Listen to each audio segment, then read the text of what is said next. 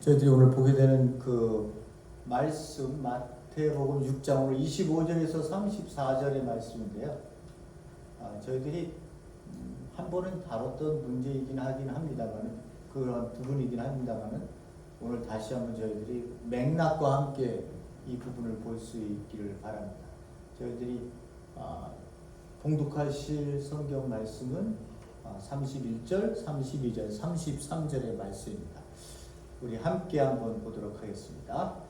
그러므로 무엇을 먹을까, 무엇을 마실까, 무엇을 입을까 걱정하지 말아라.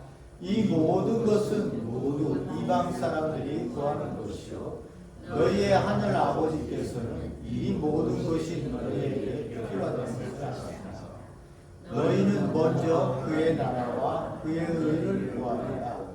그리하면 이 모든 것을 너희에게 더하여 주실 것이다. 아멘.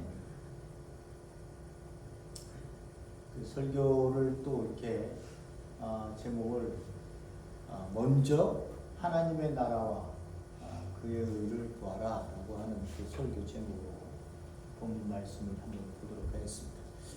저희들이 앞에서 봤었던 저번 주에 봤었던 부분들을 살펴보면 재물을 하늘에 쌓아두라고 말씀하시죠. 재물에 대한 이야기를 하시고 그 다음 마음이 밝아야 한다고 하시는 말씀하고 그리고 하나님을 재물과 함께 동시에 제자들은 섬길 수 없다 이 말씀을 저희들에게 주셨습니다.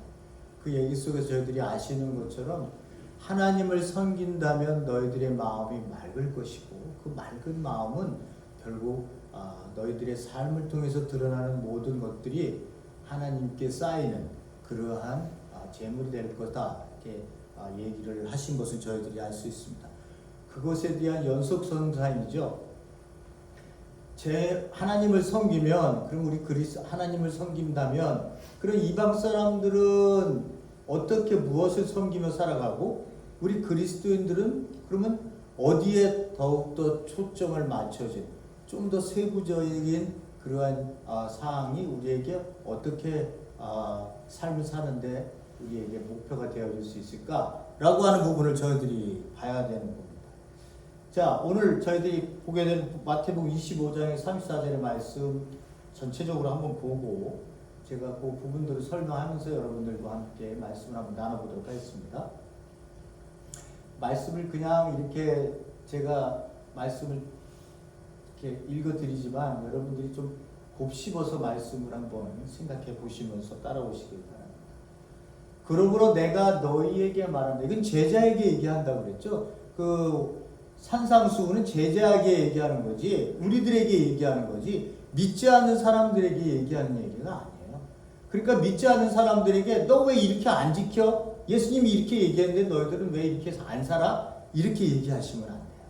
그 사람들은 하나님을 믿지 않기 때문에 예수 그리스도를 주로 받아들이지 않기 때문에 그 사람들의 삶의 방식이 있어요. 그걸 이제 이방인의 삶으로 예수님께서 대표적으로 이제 말씀을 하십니다만은 그들에게 이 삶을 강요하는 것이 아니라 우리들이 어떻게 살아야 되는지를 그 이방인들의 삶과 비교해서 너희들이 다른 삶을 살고 있다.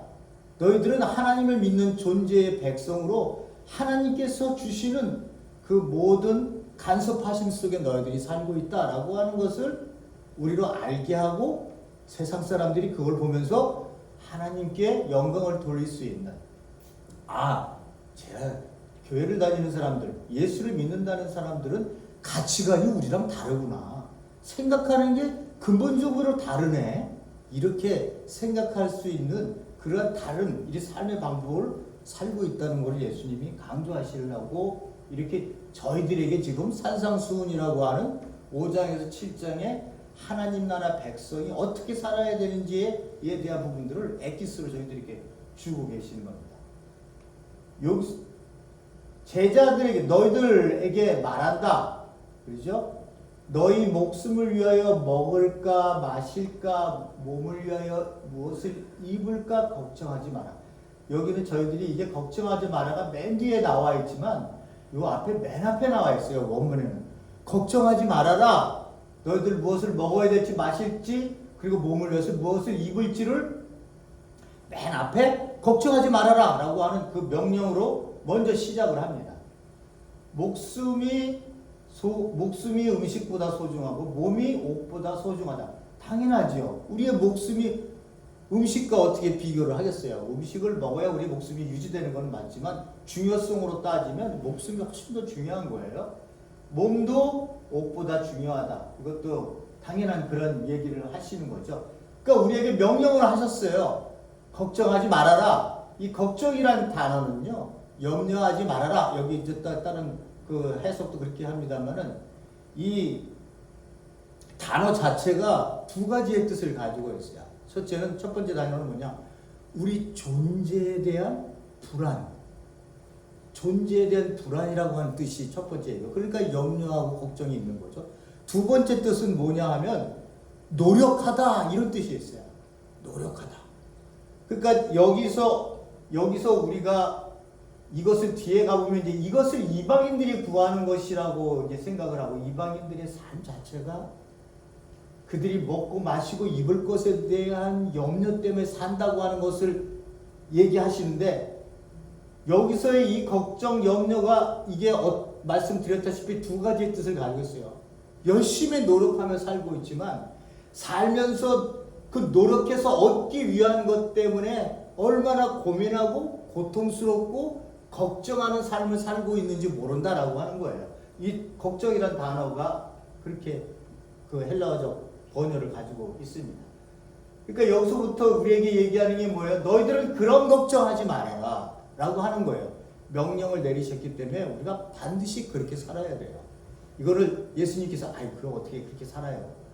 그냥 세상에서 먹고 사는 것도 힘드니까 그것도 좀 열심히 살게 하시고 또 교회만 오면 되는 거 아니에요? 이렇게 양다리를 걸치면서 우리의 신앙생활을 할 수 있는 우리 존재들이 아니에요. 제가 말씀을 아시겠지만 우리가 그런 존재가 아니에요. 걱정하지 말아라. 삶의 존재의 불안 때문에 너희들이 열심히 노력하며 살고 있는 이 세상의 사람들처럼 너희들 그렇게 삶을 살지 말아라 라고 하는 거예요. 여러분들이 잘 생각해 보시면 그런 부분들 다 아시죠? 우리가 그런 삶을 살아왔었기 때문에 그리고 세상 사람들이 그렇게 살고 있다는 거 우리가 다 알고 있어요. 그러면서 그렇게 얘기를 하시면서 예를 두 개를 들어주시는데 새하고 백합화를 예를 들어주십니다. 그러니까 공중의 새를 보라. 하늘의 새를 봐라. 하나님의 창조의 원리로 날아다니고 한 번도 자기의 불평과 자기의 노력으로 살면서 한 번도 걱정하면서 살고 있지 않는, 걱정하지 않고 하나님께서 먹이시는 공중의 새를 봐라 이렇게 얘기하시는 거예요. 그러니까 우리가 잘할 수 있는 게 우리 창조 피조세계 그 만들어진 피조물들 중에 제일 말 안 듣고 하나님 앞에 제일 거역하고 하나님으로부터 제일 반기를 드는 피조물이 바로 인간이에요. 새들, 들의 백합화들, 하나님이 만드신 그 원리의 창조대로 자기의 모습, 자기의 자리에서 그대로 살고 있어요. 죽을 때가 되면 죽고 살 때가 되면 사는 그 원리대로. 제가 말씀을 드립니다만 언제 꽃이 이 백합화가 화려한 옷을 입고 있음에도 불구하고 자기가 나 그래도 장미가 되고 싶어. 수많은 사람들이 가슴에 꽂고 다니고 선물도 해주는 이 장미가 되고 싶어 해서 이 백합꽃이 장미가 되려고 노력하면서 소리 지르면서 나 장미가 될 거야 이렇게 하는 그런 새들이나 식물들 뭐 이런 것들 다 못 보시죠, 그죠? 자연의 순리대로 하나님 만드신 그 질서대로 움직이고 있는 이 새와 백합화를 너희들은 봐라 이렇게 얘기를 하는 거예요. 그럼 우리 그리스도인들은 저까지 뭐 우리보다도 못한 존재다 이렇게 생각하는 게 아니라 예수님이 새와 백합화를 우리에게 예로 들으신 거는 그 새와 백합화가 어떻게 하나님의 섭리 안에서 자라고 있는지를 보라는 거예요. 그리고 너 자신을 비교해 보라는 거야. 인간의 자신. 인간이 얼마나 그들과 비교했을 때 얼마나 불평불만이 많고 얼마나 자기가 원하는 욕심이 많고 얼마나 자기가 하나님 앞에 반기를 들며 살고 있는지를 보라는 거야. 그래서 이 자연의 질서를 철저하게 순응하며 살고 있는 이 공중의 새와 백합화를 예를 들고 있는 거야. 그것들은 씨를 뿌리지도 않고 거두지도 않고 곳간에 모아들이지도 않는다. 하지만 너희 아버지께서 그것을 먹이신다. 너희는 그 새들보다 훨씬 귀하지 않느냐? 이렇게 얘기를 하시죠. 그것들을 먹이신다 얘기했을 때 새들이 아침부터 일어나서 가만히 있으면 하나님이 입에다가 먹을 것 새들의 입에다가 넣어준다 그런 의미가 아니죠. 그죠? 하나님께서 그들이 아침에 일어나서 먹을 것을 찾을 때 그 먹을 것을 위해서 그 생존의 그들에게는 새에게는 생존의 문제니까요. 그 먹을 것을 찾을 때 하나님께서 그 먹을 것을 지천에 풍부하게 그들에게 하나님께서 놓아두셨다는 거예요. 그래서 그거를 새들은 그 자연의 섭리 속에서 충분히 그것을 먹고 있다 라고 하는 것을 어떻게 얘기하신다고요? 그들을 먹이신다 이렇게 얘기합니다. 너희 가운데 누가 걱정한다고 해서 키를 한 자나 늘릴 수 있겠느냐? 걱정한다고 우리가 아우 내가 이 키 좀 더 컸으면 했는데 여러분 그런다고 아무리 하나님께 기도한다고 그런 일들이 일어날 수 있나요? 요거는 이 해석도 있습니다만 또 다른 해석은 인간의 수명을 한순간이라도 늘릴 수 있겠느냐라고 하는 또 다른 해석도 요 해석 자리에 또 들어갈 수 있습니다. 두 가지의 해석을 할 수 있어요. 이거는 고대 교회에서 했었던 해석이고 지금은 현대 그 신학자들은 이 부분을 너의 목숨을 한 순간이라도 연장할 수 있느냐? 네가 그렇게 할 수 있어? 너는 그렇게 못한다는 거야. 걱정한다고 해서 되는 일이 아니다는 거예요. 그건 하나님의 주권적인 일 속에서 일어나는 일이기 때문에 네가 아무리 걱정한다고 되고 안 되고의 문제가 아니라는 거예요. 우리는 거두고 곳간에 모아들이고 이렇게 하는 일에 관심이 있잖아요. 그죠? 새들은 그러지 않는다는 거예요. 배워라. 배워. 그날 먹고 만족해하는 새를 보면서 배워라. 이렇게 말씀하시는 거예요. 자, 5세대. 그러니까 여기는 먹는 것에 대해서 얘기를 하셨죠. 무엇을 먹을까, 마실까 얘기했을 때 먹을 거를 말씀하셨어요. 여기는 5세. 입을까라고 하는 부분을 얘기를 하시는 거예요. 너희는 5세 대하여 걱정하느냐? 들판의 백합꽃이 어떻게 자라는지 살펴보아라. 여기도 명령을 하고 있어요. 니네들 봐라. 어떻게 들판의 백합꽃이 어떻게 자라고 있고 어떻게 자라나고 있는지를 봐라 이런 얘기예요. 갈릴리 지역에서 이 백합화는요, 그 들판에 봄에 그 비들을 굉장히 이렇게 많이 우기가 찾아 있었기 때문에 들판에 보면 이러한 야생 백합꽃이 굉장히 많았대요. 그리고 굉장히 화려했답니다. 그 꽃들이 그러다가 여름과 가을이 되면 이제는 비가 오지 않으니까 그냥 그렇게 그 화려했던 꽃들이 사라져 죽어버린대요. 그러면 죽으면 그것을 다 벼다가 그것을 그 땔감으로, 그 아궁이의 땔감으로 아니면 나름대로의 그 땔감으로 이 꽃들을 썼답니다. 예수님께서 들판에 화려하게 펴 있는 꽃들을, 백합꽃들을 봐라. 그들이 어떻게 자라는지를 봐라. 하나님이 뭐 물 주세요? 이렇게? 아니죠. 그죠? 때가 되면 비가 오게 하시고 햇빛을 주시고 이렇게 해서 이 꽃들이 화려하게 자기애가 펴야 할 시기에 화려하게 폈다가 때가 되면 사라집니다. 그 자연의 섭리 속에 살아가고 있는 염려 없이 하나님의 질서에 철저하게 순응하고 살고 있는 이 꽃들을 봐라 이런 얘기예요. 그들은 수고도 하지 않고 옷감도 짜지 않는다. 그러나 솔로몬이 그 모든 영광으로도 이 꽃 하나만큼 찬양했죠. 솔로몬이 그 많은 부를 갖고 자기가 아무리 치장을 많이 했어도 이 꽃만 하지 못하다는 거야. 그냥 인간이 자기가 아무리 세상 것들에서 가장 이쁘다고 생각하고 멋있다고 생각하고 그런 것들로 나를 아무리 치장하고 그래야 한들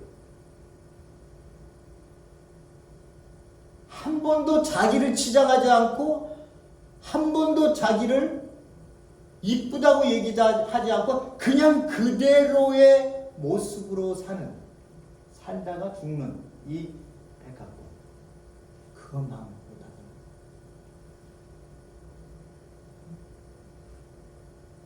어떤 사람이 저를 그릴 때, 만약에 어떤 사람이 저를 그릴 때 저의 모습을 아주 이쁘게 잘 그려놨어요. 그래서 제가 너무 이뻐, 내가 이게 죽을 때 이거 초상화로 써야지, 그런 거 하고요. 어떤 사람이 나를 그렸는데 정말로 나랑 똑같이 그렸어요. 그 안에 슬퍼하는 모습, 고민하는 모습, 어떨 때는 좀 기뻐하는 모습도 비춰지는 어떤 그런 모습을 그렸다 쳐보세요. 여러분들은 두 개 중에 어떤 게 초상화로 여러분들을 위해서 쓰여질 것 같아요? 저를 아무렇게 이쁘게 멋있게 이렇게 저를 그림을 초상화를 그렸다 해도 저는 그 초상화를 쓰지 않을 거예요. 저를 있는 그대로의 모습을 찍은 그 모습이 그 초상화가 저에게 훨씬 더 값지고 훨씬 더 저를 본 모습을 보여주는 그러한 어떤 이 백합화가 자기가 꾸미지 않고 그들의 모습을 보였던 거죠. 이러한 모습을 얘기를 하고 계시는 거야. 솔로몬이 자기의 그 모든 부로 아무리 치장을 했어도 이 아무것도 치장하지 않아도 하나님이 주신 그 섭리대로 사는데도 그 아름다움이 그에게서 나올 수밖에 없었던 이 꽃 하나만도 못했다는 거야. 오늘 있다가 아궁이에 던져지는 들풀도 하나님께서 이처럼 입히신다면 하물며 너희는 더 잘 입히지 않겠느냐. 그러니까 이 새들도 백합의 들꽃들도 하나님의 섭리에 따라 철저하게 그 질서대로 살고 있지만 그것보다 더 중요한 사람들이 있다는 거예요. 그것보다도 더 중요한 사람들이 있다는 거예요. 누구예요? 그리스도인들을 얘기하는 제자들에게 이 새가 백합과 비교를 하면서 그렇게 이 세상의 피조물, 이 새와 백합보다 훨씬 더 귀한 것들이 너에게 있다는 거예요. 그 귀한 자들이 이들은 걱정하지 않고 살고 있는데 니네들은 왜 걱정하고 살고 있니? 라고 하는 거를 우리에게 반문하는 거죠. 그래서 뭐라고 마지막에 얘기하세요? 여기 보니까 믿음이 적은 자들. 믿음이 없다. 그러니까 이 믿음, 마태복음에서 믿음이라고 하는 단어를 쓸 때는요, 마태복음에서 믿음이라는 단어를 쓸 때는 하나님이 인간의 편에서 뭔가를 행하실 것이고 뭔가를 할 것이라고 하는 것을 신뢰를 가지고 바라보고 있는 그러한 모습을 보면서 가지고 있는 마음을 보고 그것을 믿음이다 이렇게 얘기를 하고 있는 거예요. 그러니까 너희들은 그게 없다는 거죠. 내가 너희들 편에 서서 내가 너희들의 왕의 모습으로, 아버지의 모습으로 너를 끝까지 너의 삶의 모든 것들을 책임져 줄 거야 라고 이렇게 신뢰를 너희들이 가져야 된다. 그게 믿음이다 라고 얘기했는데 그게 없다는 거예요. 믿음이 적은 자들아. 그 의미를 얘기하고 있는 겁니다. 그렇게 말씀하시면서 뭐라고 얘기하냐? 그러므로 무엇을 먹을까 마실까 입을까 걱정하지 마라. 이방인들이 하는 것이다. 그때 당시에 이방인들은요, 로마 제국, 유대인을 제외하고 바깥에 있는 것들은 다, 바깥에 있는 지역은 다 이방인들 아니에요. 로마 제국이 다스리고 있었던 당시에 경제적인 굉장히 대부분의 사람들이 거기도 어려웠습니다. 경제적으로요. 왜냐하면 세금이 너무 높았고요.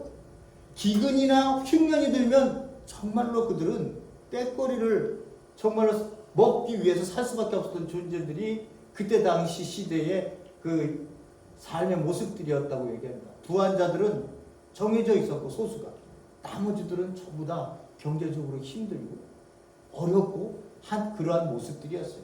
그러니까 그러한 모습으로 정말로 살고 있었던 그들에게, 그들이 그렇게 염려하고 걱정하고 그런 것들은 그들의 삶이라 이해해. 그들은 그렇게 살아야 되겠지. 왜? 나를 모르니까. 하나님을 모르니까. 그러나 너희들은 아니라는 거야. 너희들은 하나님을 알고 있는 자들은 그렇게 이방인들처럼 살아서는 안 된다 라고 얘기하는 거예요. 그럼 우리는 먹고 마시고 입을 거 어떻게 해요?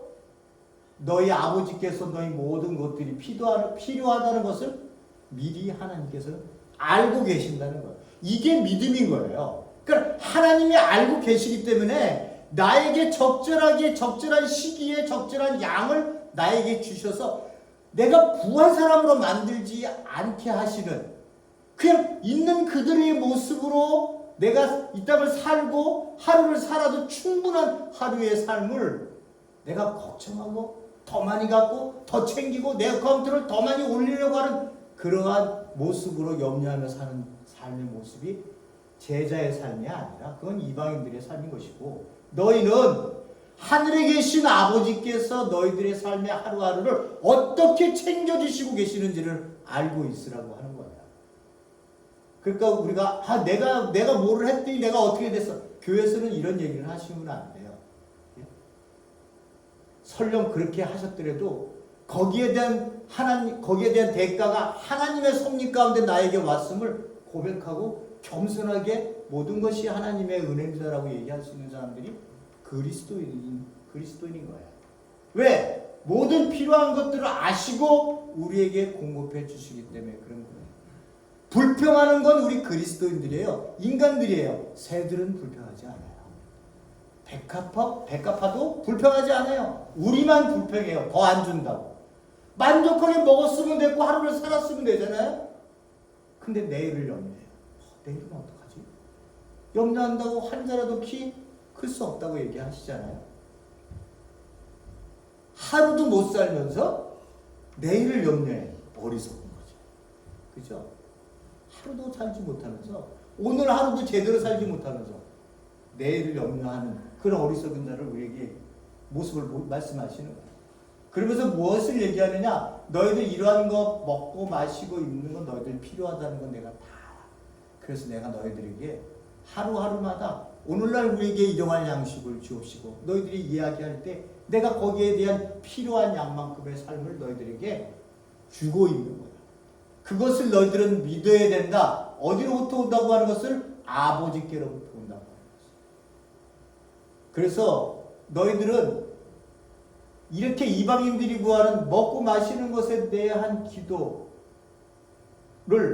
너희들은 하는 것이 아니라, 너희는 먼저, 제자들은, 교회는, 우리 성도님들은 먼저 하나님의 나라와 하나님의 의를 구해라, 이렇게 명령을 하고 있습니다. 제가 여기 말씀을 드렸죠. 하나님의 나라라고 하는 이 나라의 단어는 통치해 주세요, 왕권을 행사해 주세요, 이런 얘기예요. 그러니까 구하라 얘기했으니까 하나님 저를 통치해 주세요. 하나님 나라의 백성으로서의 내 삶의 자리를 유지하고 하나님이 주시는 말씀대로 살아갈 수 있게 해 주세요. 그렇게 하나님께 구하라는 거예요. 그렇게 구해서 내가 하나님의 말씀대로 그것을 행동을 하게 되면 그것을 뭐라고 얘기하느냐? 그것을 의라고 얘기하는 거예요.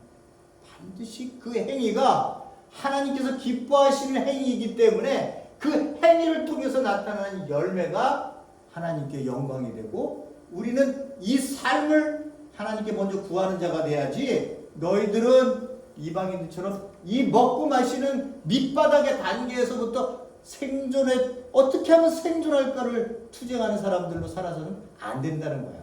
이 세상 사람들은요, 전부 이것 때문에 투쟁하고 싸우고 먹고 경쟁하고 살아가고 있는 사람들이야.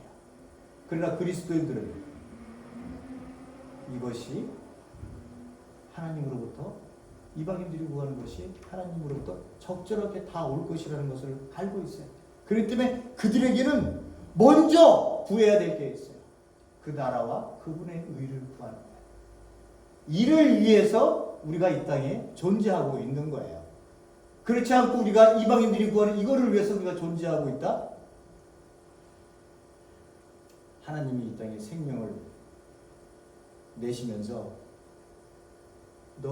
내가 이 땅에 생명을 냈을 때 이 땅 위에 내가 이 세상 속에서 만들어 놓은 이 모든 것들을 보면서 너가 즐거워하고 기뻐하고 함께 누리고 너 옆에 있는 사람이 주어지면 그들과 함께 더불어 사는 것이 무엇인지를 알고 그 안에 서로 기뻐하고 즐거워하고 행복해하고 용납하고 용서할 수 있는 마음으로 이 땅에 너는 살아라 하고 이 땅에 우리를 한 사람씩 내어 보내주신 거 아니에요. 그죠? 내어 보내주신 거 아니에요.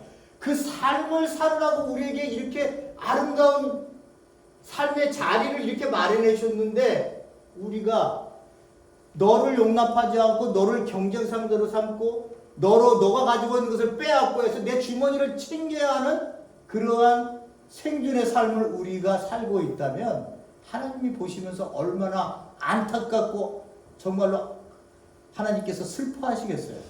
내가 너희들 삶 이렇게 살으라고 내가 이 땅에 내오는 게 아니야 라고 얘기하실 거 아니에요.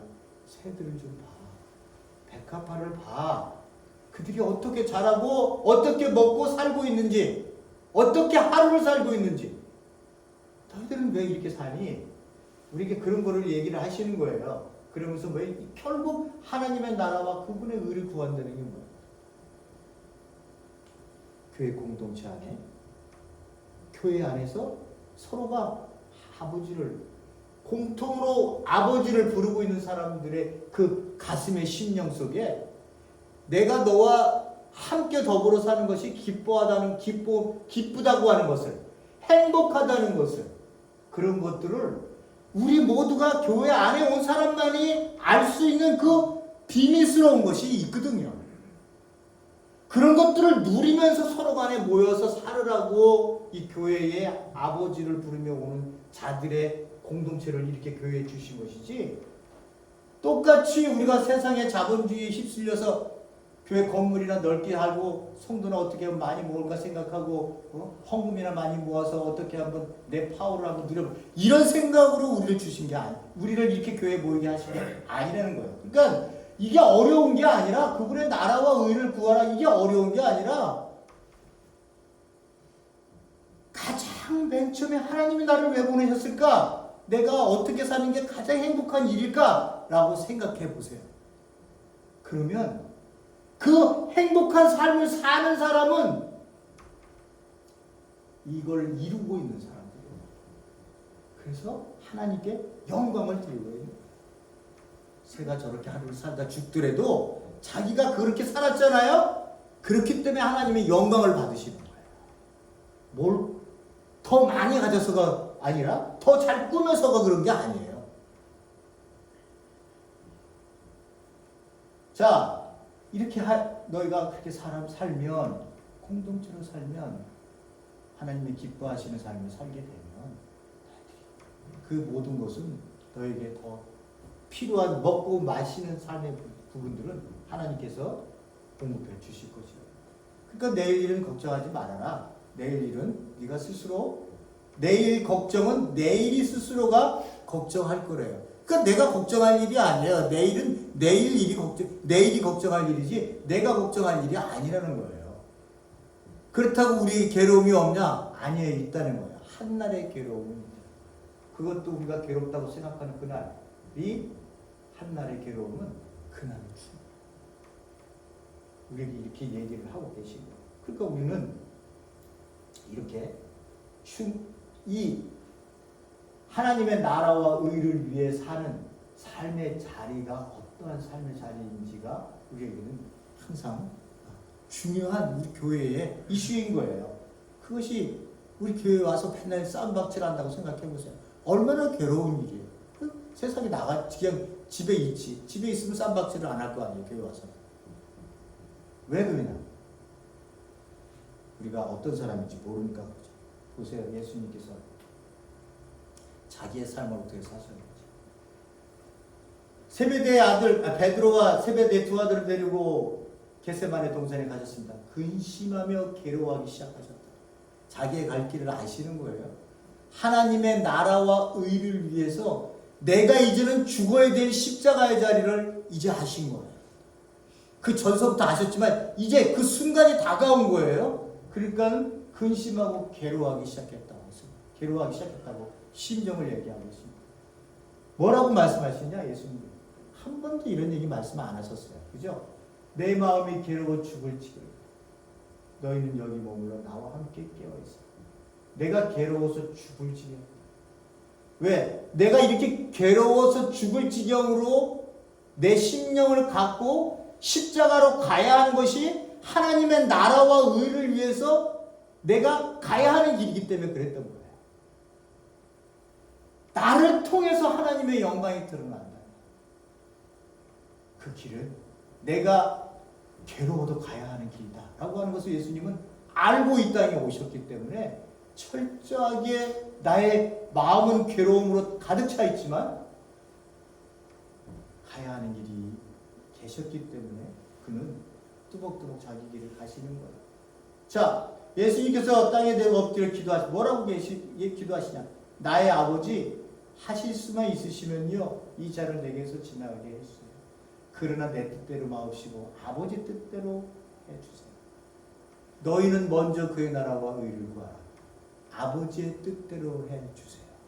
이걸 구하는 거예요. 이걸 구하는 거예요. 제자들이 와서 예수님께서 제자들에게 오니까 잠을 자고 있었죠. 베드로에게 이렇게 얘기합니다. 한 시간도 나와 함께 깨어있을 수 없었느냐? 이렇게 얘기하시죠. 시험에 빠지지 않도록 기도해라. 마음은 원하지만 육신이 약하구나. 두 번째로 또 가서 기도하십니다. 아버지, 나의 아버지, 내가 마시지 않고는 이 잔 내게서 지나갈 수 없는 것입니까? 지나갈 수 없는 것이라면 제가 아버지 뜻대로 그 뜻대로 따라가겠습니다.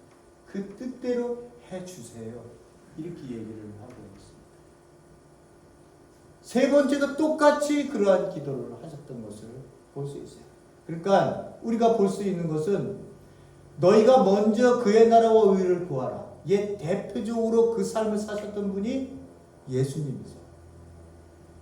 자기의 십자가의 길이 내 앞에 분명하게 보여진 것이 고통이고 괴로움이고 죽을 것 같은 심경이지만 그것이 아버지께서 원하시는 뜻이고 그것을 통해 아버지의 뜻이 이루어지는 것이기 때문에 그 길을 가게 되는 거예요. 사도 바울은 뭐라고 얘기할까요? 사도 바울은 이렇게 얘기합니다. 빌립보에 있는 교회에 이렇게 얘기를 합니다. 그리스도, 예수 그리스도의 심정으로 여러분 모두를 내가 얼마나 그리워하고 있는지 하나님께서 나를 증언해 주시고 계십니다.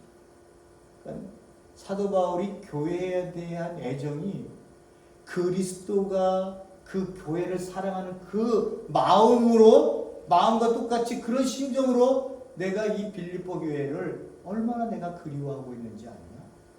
내가 기도하는 것은, 기도의 내용을 보세요. 여러분의 사랑이 지식과 모든 통찰력으로 더욱더 풍성하게 하지. 그러니까 교회 안에서 하나님의 백성들이 함께 이렇게 있을 때 그 안에 우리가 원하는 것은 잘나고 똑똑하고 내가 이런 것을 원하는 게 아니라요. 사도 바울이 교회 공동체가 어떻게 그의 나라와 의를 구하는 일에 그들이 모든 것을 바쳐지고 그것으로 하나님의 영광을 드러낼 수 있을까에 그 하나님의 기본적인 통치의 원리, 그 사랑을 어떻게 드러낼 수 있을까라고 하는 것을 사도 바울이 기도하는 거예요. 사랑이 더욱더 풍성하게 나오죠. 그가 가지고 있는 지식, 그가 가지고 있는 통찰력을 너가 똑똑하다는 것으로 쓰지 말고 어떻게 하라고요? 사랑으로 바꾸어서 그것을 더욱더 이 사랑이 풍성하게 드러나게 하라는 거예요. 가장 좋은 것이 무엇인가를 분별할 줄 알게 되는, 여러분이 가장 좋은 것이 무엇인가를 분별할 줄 알게 되는 것입니다. 가장 좋은 것으로 분별할 수 있는 게 뭐예요?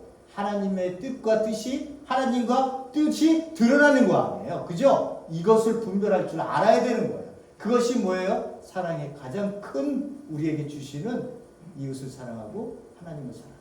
여기에 사랑의 관점이 있는 거예요.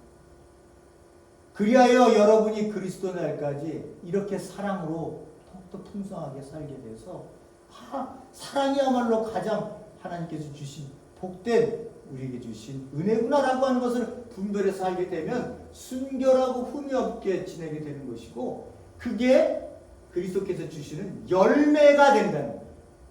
그것으로 가득 차서 어떻게 한다고요? 하나님께 영광과 찬양을 드리게 된다는 거예요. 내가 이 교회를 위해서 그걸 기도한다는 거예요. 무엇을 먹을까 마실까 입을까를 걱정하는 게 아니라, 너희들은 하나님께서 주신 지혜가 있어? 그것으로 어떻게 사랑을 교회 공동체 안에 심을 수 있을까? 행동으로. 그것이 열매를 드러나면 그게 하나님께 영광이 된다. 우리가 워십하는 거 굉장히 좋은 일인 거 알아요. 하나님께 영광. 그러나 그 엄청난 찬양의 은혜가 쏟아지고 난 이후에 자기의 삶으로 들어갔을 때 수많은 사람들이 어떻게 해요? 허무에 쩔어버리는, 허무가 바로 닥쳐온다는 이야기를 하는 그러한 사람들이 많아요. 그건 뭐예요? 감정이에요. 감정. 자기의 찬양이 나를 순화시켜서 카타르시스를 나로 하여금 갖게 해서 하나님을 더 알게 하는 그 찬양의 과정으로 은혜로 나를 세상에 나갔을 때도 기쁨으로 모든 걸 맞이해야 되는데, 어떤 사람들은 나가서 그렇게 환희 속에 찬양하다가 바깥에 나가서는 바로 들어오는 것이 허무. 그렇게 되어서는 안 된다. 열매라고 하는 거. 그래서 그 열매가 가득 차면 하나님께 영광과 찬양을 드립니다. 여러분들이 어떤 삶을 사시더라도 뭐가 나와요? 열매가 있는 거예요. 열매. 그러니까 나 힘들어. 그렇죠. 힘든 삶의 열매가 있어요. 그걸 견뎌내서 하나님께 열매를 드리면 하나님의 영광을 받으시고 찬양을 받으시고.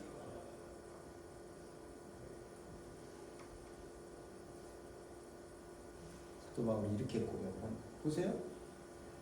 나는 그리스도와 함께 십자가에 못 박혔습니다. 우리 다 같이 한번 봉독해 보도록 하겠습니다. 시작. 나는 그리스도와 함께 십자가에 못 박혔습니다. 이제 내가 살고 있는 것은 내가 아닙니다. 그리스도께서 내 안에 살고 계십니다. 내가 지금 육신 안에서 살고 있는 삶은 나를 사랑하셔서 나를 위하여 자기 몸을 내어주신 하나님의 아들을 믿는 믿음 안에서 살아가는 것입니다.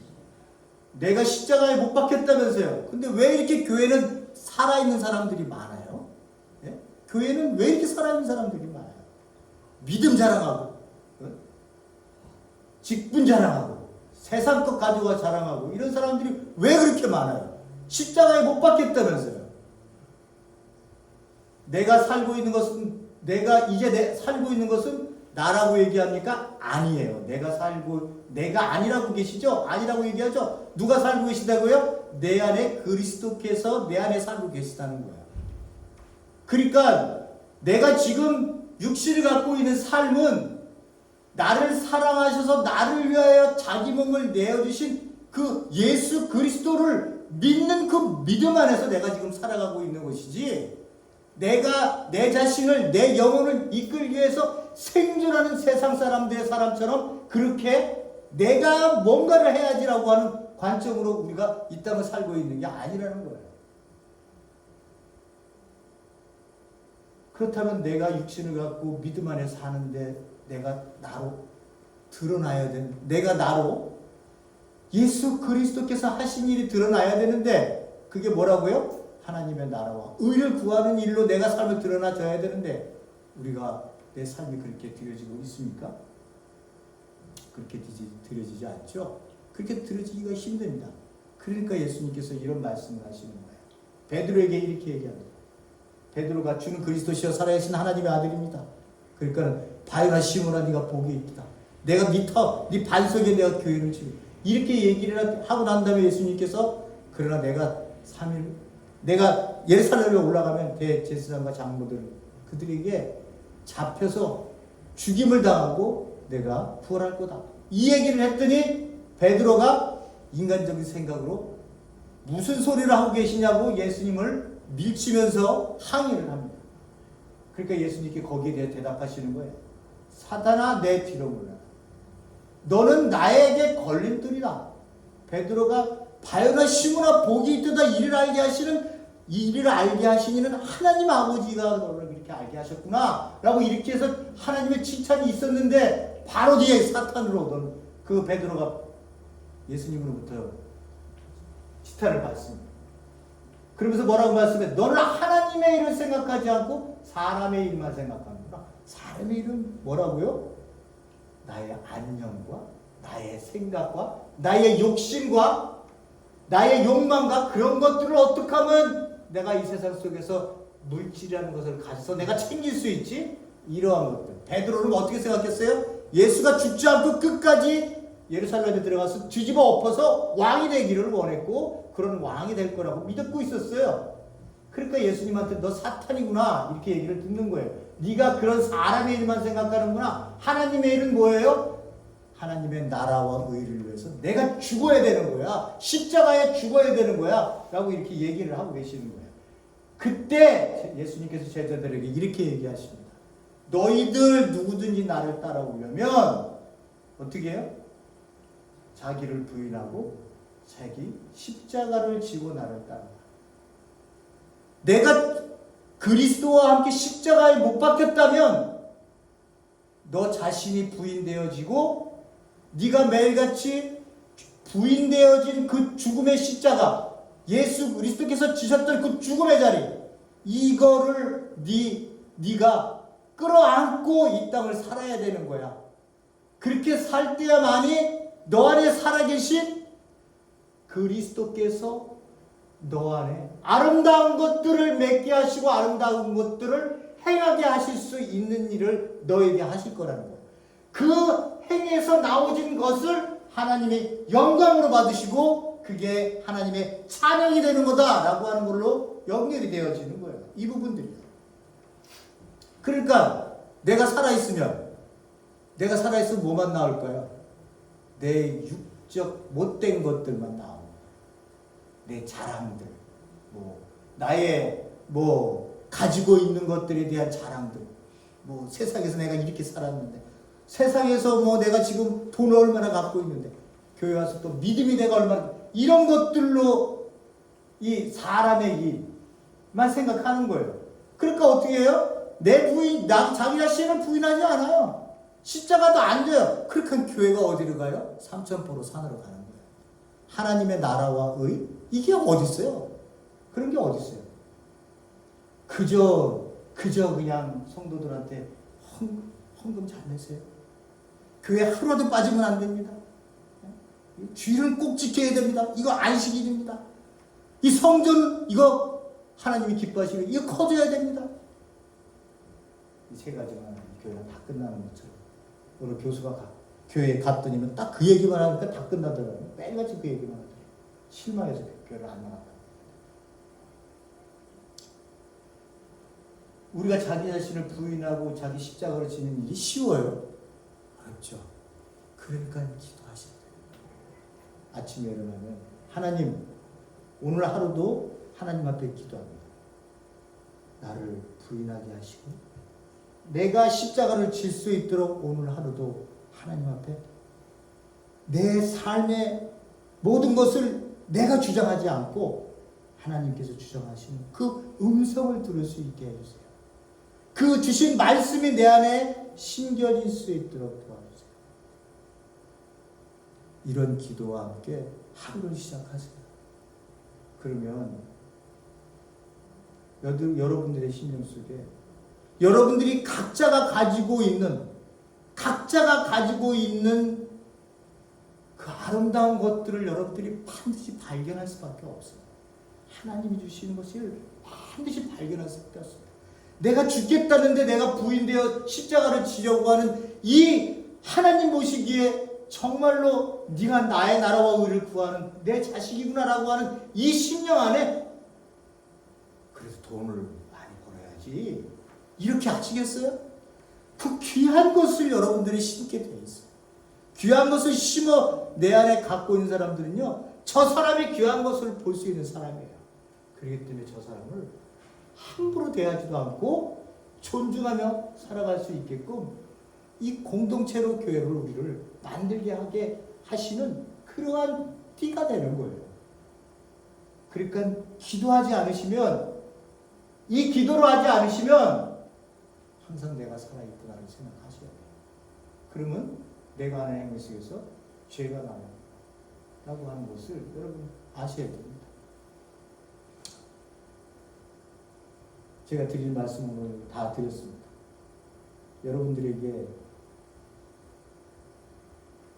하루의 시작이 이러한 기도와 함께 하루의 마침에 이러한 기도가 나에게 얼마나 이렇게 삶의 모습으로 하루를 돌아보며 이런 일들이 나에게 어떻게 실행되어졌는지 하루만 하지 마시고요. 매일같이 이 기도를 하나님 앞에 드려보세요.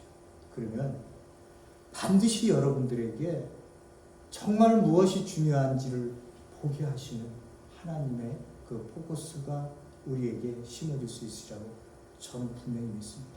여러분 함께 우리가 신앙생활 하시면서 이런 자리로 함께 갈 수 있는 공동체가 되기를 간절히 기원을 드립니다.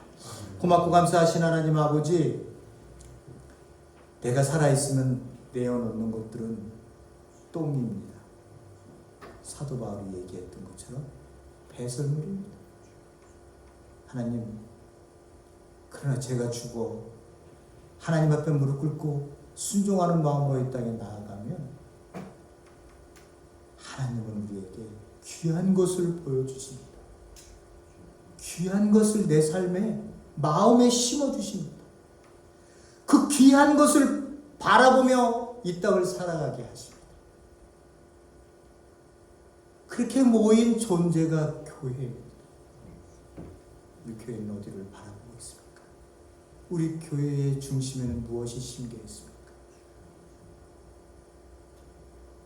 우리 사랑하는 성도님들 가슴 속에 무엇이 심겨져 있는지를 내가 한번 들어볼 수 있는, 한번 들여다볼 수 있는 귀한 시간들이 하나님 각자에게 있게 하시고 오늘도 주신 하루 속에서 주님이 기뻐하시는 삶의 모습들을 내가 영적인 눈으로 볼 수 있는 그러한 우리 성도님들 되게 도와주시옵소서.